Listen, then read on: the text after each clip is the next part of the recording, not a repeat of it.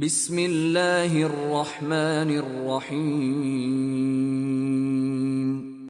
وآمنوا بما انزلت مصدقا لما معكم ولا تكونوا اول كافر به ولا تشتروا بآياتي ثمنا قليلا وإياي فاتقون۔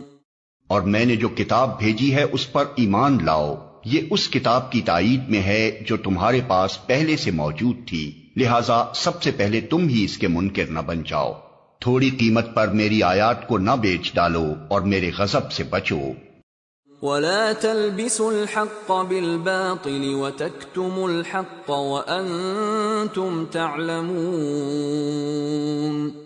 باطل کا رنگ چڑھا کر حق کو مشتبہ نہ بناؤ اور نہ جانتے بوجھتے حق کو چھپانے کی کوشش کرو۔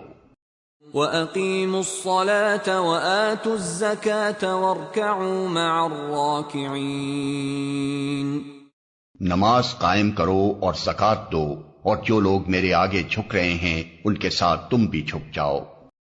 أَتَأْمُرُونَ النَّاسَ بِالْبِرِّ وَتَنْسَوْنَ أَنفُسَكُمْ وَأَنْتُمْ تَتْلُونَ الْكِتَابَ أَفَلَا تَعْقِلُونَ۔ تم دوسروں کو تو نیکی کا راستہ اختیار کرنے کے لیے کہتے ہو مگر اپنے آپ کو بھول جاتے ہو، حالانکہ تم کتاب کی تلاوت کرتے ہو، کیا تم عقل سے بالکل ہی کام نہیں لیتے؟